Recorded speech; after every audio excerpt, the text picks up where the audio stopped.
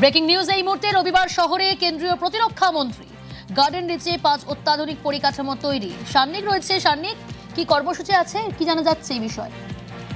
দেখো, যেমনটা এখনো পর্যন্ত জানা যাচ্ছে, গার্ডেন রিচ শিপ বিল্ডার্স এর তরফে আগামীকাল 5টি নতুন ফেসিলিটির ভূমি পুজো অনুষ্ঠান রয়েছে।